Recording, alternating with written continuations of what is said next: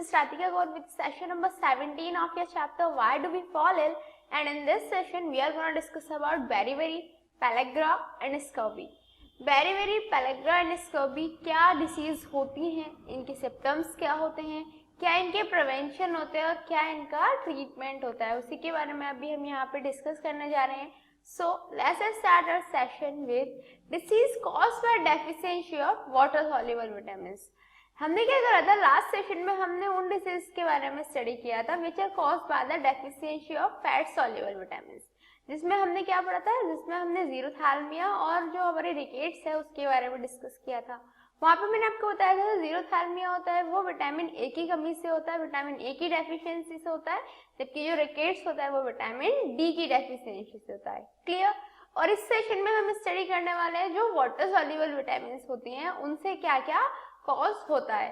Water soluble vitamins में भी हम beriberi, pellagra और scurvy डिसीज के बारे में स्टडी करने जा रहे हैं, तो हम उसी के बारे में पढ़ते हैं कि क्या beriberi होती है, क्या pellagra होता है और scurvy में क्या क्या हमें देखने को मिलता है, कैसे हम उनके प्रिवेंशन कर सकते हैं, कैसे हम उनका ट्रीटमेंट कर सकते हैं और किसकी वजह से, किस विटामिन की डेफिशिएंसी की वजह से ये डिसीजेस होती हैं. क्लियर. तो बात करते हैं सबसे पहले beriberi की. It is a deficiency disease of vitamin B1 which is also called anti-beriberi. ये जो डिसीज है ये किसकी वजह से होती है, विटामिन B1 की वजह से होती है, विटामिन B1 की डेफिशिएंसी की वजह से होती है. और विटामिन B1 को हम इसीलिए एंटी बेरीबेरी भी कहते हैं, क्योंकि यदि विटामिन B1 की क्वांटिटी हमारे फूड में, हमारी डाइट में प्रॉपर है तो बेरीबेरी किसी को नहीं होगा. बट यदि विटामिन B1 की क्वांटिटी प्रॉपर नहीं है तो जो पेशेंट है, आई मीन जो हेल्दी पर्सन है, वो सफरर बन जाएगा. किसका, बेरीबेरी का. तो समझ में आया बेरीबेरी क्या होता है. It is a deficiency disease of vitamin B1 which is also called anti-beriberi. It is common in those areas where polished rice is eaten. जो बेरीबेरी होती है वो ज्यादातर उन एरियाज में ज्यादा होती है जहाँ पे जो पॉलिश राइस होते हैं वो खाए जाते हैं. दैट इज जो सेफ राइस, जो प्योर राइस होते हैं उनकी जगह यदि राइस को पॉलिश करके जहाँ पे खाया जाता है वहाँ पे ये बेरीबेरी डिसीज ज्यादा होती है. समझ में आया. That beriberi is a deficiency disease of vitamin B1 which is also called anti-beriberi, and beriberi is common in those areas where polished rice is eaten. Clear. And beriberi affects predominantly the peripheral nervous system, gastrointestinal tract and the cardiovascular system.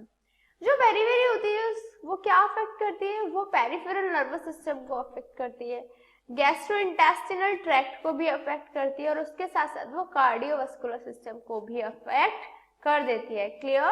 That beriberi affects predominantly the peripheral nervous system, gastrointestinal tract and the cardiovascular system. तो याद रखना कि जो beriberi है वो तीन चीजों को नॉर्मली अफेक्ट करती है. उसमें फर्स्ट आता है हमारा पेरिफेरल नर्वस सिस्टम, सेकंड आता है गैस्ट्रोइंटेस्टिनल ट्रैक्ट और थर्ड आता है cardiovascular system. Clear.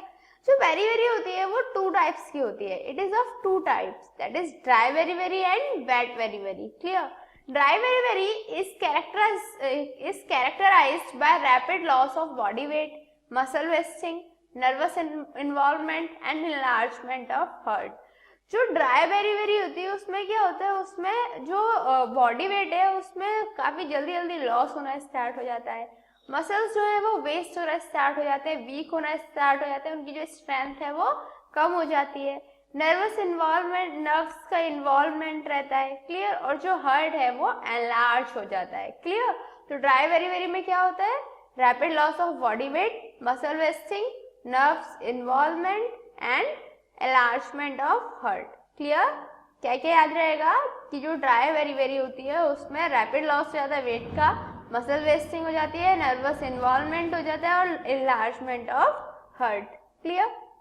Also wet beriberi shows general oedema and muscular weakness. जबकि जो वेट बेरीबेरी होती है उसमें क्या होता है, ऑडियमा दिखेगा आपको नॉर्मल सा और उसके साथ साथ जो मस्कुलर वीकनेस है वो आपको देखने को मिल जाएगी. क्लियर. जहाँ पे ड्राई बेरीबेरी में इतने सारे फंक्शंस थे, दैट इज बॉडी वेट में लॉस हो रहा था, मसल वेस्टिंग हो रहा था, नर्व्स इन्वॉल्वमेंट हो रहा था, उसके साथ साथ में जहाँ पे हम वेट बेरीबेरी में देखते हैं तो यहाँ पे सिर्फ जनरल ऑडियमा शो होगा या फिर मस्कुलर वीकनेस शो होगी. Is that clear to you. Now talking about prevention and control, जो वेरी वेरी है उससे प्रिवेंट हम कैसे कर सकते हैं खुद को और कैसे हम उससे खुद को कंट्रोल कर सकते हैं. First, use parboiled and undermilled rice and stop taking alcohol. सबसे पहले parboiled और undermilled rice यूज करना है हमें और अल्कोहल जो है उसे लेना बंद कर देना है. Supplement the diet with cereals, pulses, nut and green leafy vegetables which contain vitamin B1. Clear. हमें जो डाइट है उसमें क्या रखना है, जो सफरर है उसकी डाइट में पहले सीरियल्स देने हैं उसे, पल्सेस देनी है उसे, नट्स देने हैं उसे और green leafy vegetables like spinach देना है उसे, क्योंकि ऑब्वियसली इन सब में क्या होता है, इन सब में विटामिन B1 प्रेजेंट रहता है. यदि पेशेंट को विटामिन B1 की डेफिशिएंसी से कोई भी डिसीज हुई है तो ऑब्वियसली उसको ओवरकम करने के लिए हमें विटामिन B1 ही उसे देनी पड़ेगी. तो समझ में आया that supplement the diet with cereals, pulses, nut and green leafy vegetables which contain vitamin B1. Clear.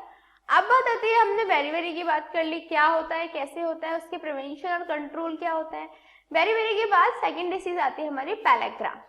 Pellagra is caused by the deficiency of niacin nicotinic acid of vitamin B group. जो pellagra है वो niacin की वजह से होता है. Actually vitamin B group की में ही एक एसिड रहती है निकोटिनिक एसिड जिसे हम बोलते हैं नाइसिन, और इसकी वजह से जो पेलेग्रा है वो स्प्रेड होता है. क्लियर. आपको क्या याद रखना है कि विटामिन B ग्रुप में एक एसिड प्रेजेंट होती है निकोटिनिक एसिड जिसको हम नाइसिन भी बोलते हैं, उसकी डेफिशिएंसी से ही पेलेग्रा स्प्रेड होता है. Is that clear to you that pellagra is caused by the deficiency of niacin और we can say nicotinic acid of vitamin B group. Clear. अब बताती है सिम्टम्स क्या होंगे पेलेग्रा के. Pellagra means rough skin in Italian language. Pellagra का मतलब होता है रफ स्किन. इटालियन लैंग्वेज में pellagra stands for rough skin. Clear. It occurs on the exposed parts of the body to sunlight. ये किसकी वजह से होता है, जो सनलाइट से एक्सपोज्ड पार्ट्स होते हैं बॉडी के वहां पे होता है. Such as black of the hands, जैसे हैंड्स का ब्लैक हो जाना, लोअर लेग्स का ब्लैक हो जाना, फेस और नेक का ब्लैक हो जाना, ब्लैक आई मीन टू से ये सारी चीजें, जैसे back of the hands, hands का जो बैक है. क्लियर. लोअर लेग्स है, फेस हुआ, नेक हुए. यहाँ पे क्या है, यहाँ पे जो सनलाइट है उसका डायरेक्ट एक्सपोजर होता है और ये जो डिसीज है ज्यादातर वहीं पे कॉमन रहती है. These parts become red and itchy. ये जो पार्ट्स हैं वो रेड हो जाते हैं और इची हो जाते हैं पेलेग्रा की वजह से. जो हमारे हैंड बैक ऑफ हैंड्स होते हैं, क्लियर, लोअर लेग्स हुए, फेस हुआ, नेक हुई, ये सब रेड हो जाते हैं और इची हो जाते हैं. क्यों? क्योंकि ये रफ स्किन है. इसका मीनिंग दैट इज ये जो स्किन है उसको हार्म करता है and it occurs on the exposed parts of the body to the sunlight. Is that clear to you? Now talking about that it is widespread deficiency disease among malnourished population feeding mainly on maize and ज्वार. ये जो deficiency disease है ज्यादातर उन लोगों के बीच में फैली हुई रहती है जो मालनॉरिश्ड पॉपुलेशन है हमारी, दैट इज जो सिर्फ और सिर्फ मेज पे या ज्वार पे, दैट इज मक्का और ज्वार पे ही सिर्फ जो सरवाइव कर रहे हैं, सिर्फ उनको ही यूज करते हैं अपने खाने के पर्पज से, फूड के पर्पज से, उनमें ये डिसीज ज्यादा स्प्रेड हो जाती है. Clear that it is a widespread deficiency disease among malnourished population feeding mainly on maize and jowar. Prevention and control क्या है इसके? A good mixed diet containing milk or meat is regarded as an essential part of prevention and treatment. सबसे पहले क्या करना है, हमें एक गुड मिक्स्ड डाइट देनी है जिसमें मिल्क प्रेजेंट हो, मीट प्रेजेंट हो, is regardless as an essential part of prevention and treatment. और इसको ही हम क्या है, ऑब्वियसली प्रिवेंशन और ट्रीटमेंट का सबसे बेस्ट पार्ट क्या है कि हम जो डाइट दें उसमें एक प्रॉपर मिल्क हो या मीट हो, जो भी हो, दैट इज प्रोटीन, विटामिन उसमें एक परफेक्ट क्वालिटी में हो. Second, avoid total dependence on maize and ज्वार. जो पर्सन टोटली मेज एंड ज्वार पे डिपेंडेंट है उनको वहां से उसे अवॉइड करना चाहिए, क्योंकि मेज और ज्वार की वजह से ही जो लोग मेज और ज्वार पे डिपेंडेंट है उनमें ही ज्यादा डिसीज स्प्रेड होती है. तो इट विल बी गुड यदि हम उसे अवॉइड करें. Clear that a good mixed diet containing milk और meat is regarded as an essential part of the prevention and treatment and also avoid total dependence on maize and jowar. अब बात आती है third हमारी चीज. थर्ड कौन सी disease थी हमारी? स्कर्वी. स्कर्वी क्या होता है? Deficiency of vitamin C results in scurvy. यदि जो विटामिन सी है उसकी डेफिशिएंसी हो जाए बॉडी में तो पर्सन को स्कर्वी हो जाती है। विटामिन सी और ascorbic acid is a vitamin soluble water soluble vitamin. Simple है, विटामिन सी को हम एस्कॉर्बिक एसिड भी बोलते हैं और ये जो है एक वाटर सॉल्युबल विटामिन है। क्लियर? और इसकी डेफिशिएंसी से ही, विटामिन सी की डेफिशिएंसी से ही स्कर्वी हो जाती है पर्सन को। इसके सिम्टम्स क्या होते हैं? Symptoms of scurvy are swollen and bleeding gums. जो गम्स रहते हैं, ठीक है, वो स्वेल हो जाते हैं और उनसे ब्लीडिंग होना स्टार्ट हो जाती है। लूजनिंग ऑफ टीथ, जो टीथ हैं वो लूज होना स्टार्ट हो जाते हैं। ब्लीडिंग इनटू द स्किन और जॉइंट्स, जो स्किन है, जॉइंट्स है, वहां से ब्लीडिंग होना स्टार्ट हो जाती है। डिलेड बाउंड हीलिंग, जो बाउंड्स हैं उनकी हील लेट हो पाती है, दैट इज उनको इजीली कवर अप नहीं कर सकते। आई मीन टू से उनको फास्टली ट्रीटमेंट देना एवर पॉसिबल नहीं होता। अनीमिया हो जाता है क्योंकि ब्लड ब्लीडिंग होती है गम से, जो जॉइंट्स हैं उनसे ब्लीडिंग होती है, जो वाल्व्स हैं वो प्रॉपर्ली हील नहीं कर पा रहे, तो ऑब्वियसली जो ब्लड है वो बॉडी से बाहर आएगा, दैट इज बॉडी से जो ब्लड की क्वांटिटी है वो कम होती जाएगी, दैट इज अनीमिया हो जाएगा पर्सन को। और अनीमिया हो जाएगा तो obviously person will suffer by the weakness. Clear? तो क्या होगा सिम्पटम्स स्कर्वी के? Swollen and bleeding gums, loosening of teeth, bleeding into the skin और joints, delayed bound healing, anemia and weakness. Is that clear? And vitamin C plays an important role in tissue oxidation. जो vitamin C है वो एक important role play करती है tissue oxidation में। जो tissues का ऑक्सीडेशन होता है उनमें विटामिन सी एक इम्पोर्टेंट रोल प्ले करती है। It is needed for the formation of collagen.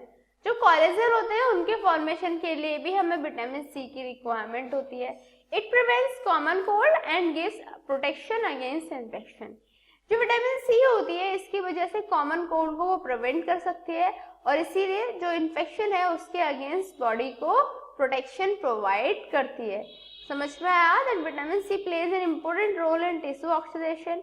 It is needed for the formation of collagen and it prevents common cold and gives protection against the infection. Is that clear to you? So what did we learn today? आज हमने क्या study किया? आज हमने first berry के बारे में discuss किया, उसके बारे में हमने डिस्कस किया, उसके बारे में हमने ये पढ़ा कि बेरी क्या होता है, क्या उसके सिम्टम्स होते हैं, क्या उसके प्रिवेंशंस होते हैं। उसके बाद हमने पेलेग्रा के बारे में स्टडी किया कि ये रफ स्किन डिसीज है, ठीक है। उसके बाद हमने उसके सिम्टम्स के बारे में और उसके क्योर के बारे में भी डिस्कस किया। एट लास्ट हमने स्कर्वी के बारे में डिस्कस किया, दैट इज स्कर्वी जिस विटामिन सी की डेफिशिएंसी से होती है।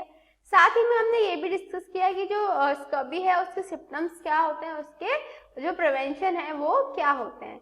सोर्स क्या होते हैं विटामिन सी की? नॉर्मली जो विटामिन सी है उसकी सोर्स काफी सारी होती हैं, लाइक जैसे आंवला हुआ, लेमन हुआ, जितने भी सिट्रस फ्रूट्स होते हैं वो सब विटामिन सी की सोर्स होते हैं। क्लियर?